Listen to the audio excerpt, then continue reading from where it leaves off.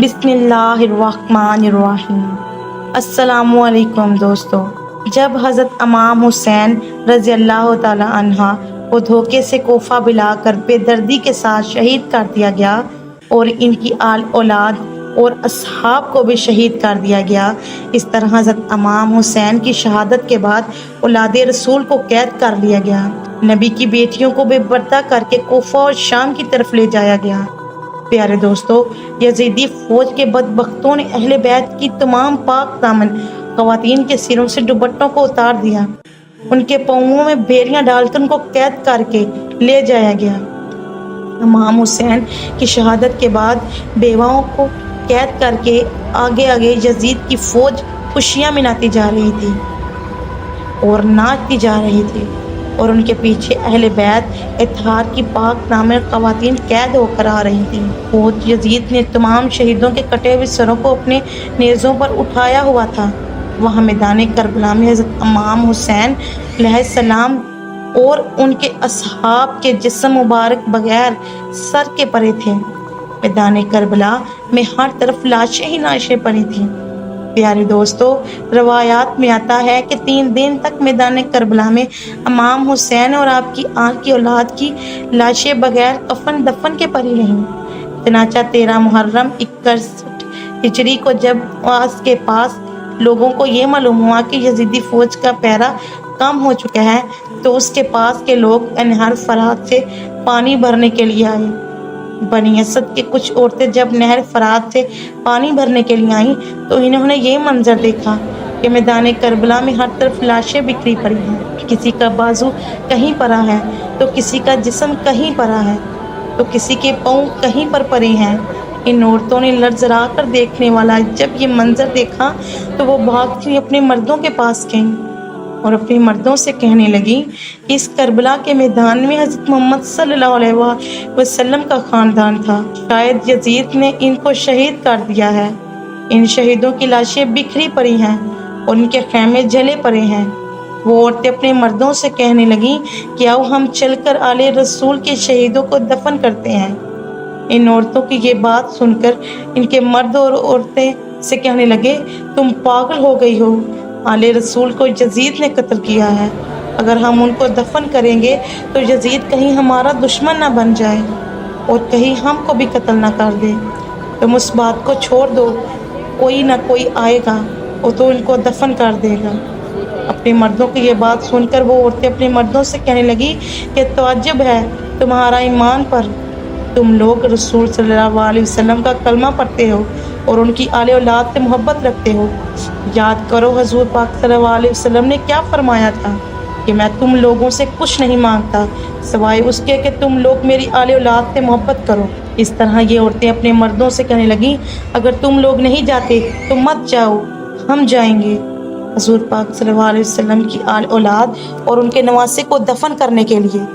پیارے دوستو، جب یہاں تک ان پان پہنچی تو ان مردوں میں سے چند مردوں کی غیرت جاگ اٹھی اور وہ اپنی عورتوں کے ساتھ میدان کربلا میں پہنچے۔ بس جب یہ لوگ میدان کربلا میں پہنچے تو اس منظر کو دیکھ کر خون کے آنسو رونے لگے اور سوچنے لگے کہ ان کو کیسے دفن کریں۔ انہوں نے دیکھا کہ میدان کربلا میں جتنے بھی شہید موجود ہیں، کسی کے تن پر سر نہیں تو کسی کا بازو نہیں تو کسی کے جسم کے ٹکڑے ٹکڑے ہوئے پڑے ہیں۔ یہ منظر دیکھ کر وہ حیران پریشان ہو گئے اور سوچنے لگے کہ ان کو کیسے دفن کیا جائے۔ پھر اس کے بعد انہوں نے سوچا کہ ایک بہت بڑی قبر بنائی جائے اور اس کے اندر تمام شہیدوں کو ایک ساتھ دفن کر دیا جائے۔ یہ لوگ شہیدوں کو دفن کرنے کے لیے قبر کھود رہے تھے کہ اچانک سے ایک گھڑ سوار ان کے پاس آیا۔ یہ منظر دیکھ کر یہ لوگ سوچنے لگے کہ شاید کوئی سپاہی ہے۔ یہ لوگ ان سے پوچھنے لگے کہ تم کون ہو؟ وہ گھڑ سوار بولنے لگا کہ میں رسول اللہ صلی اللہ علیہ وسلم کے نواسے کا بیٹا زین العابدین ہوں۔ یہ منظر دیکھ کر تمام لوگ زار و قطار رونے لگے۔ اس کے بعد حضرت امام حسین العابدین نے زمین پر ایک کپڑا بچھایا اور امام حسین کے اعضاء کو اکٹھا کرنا شروع کر دیا۔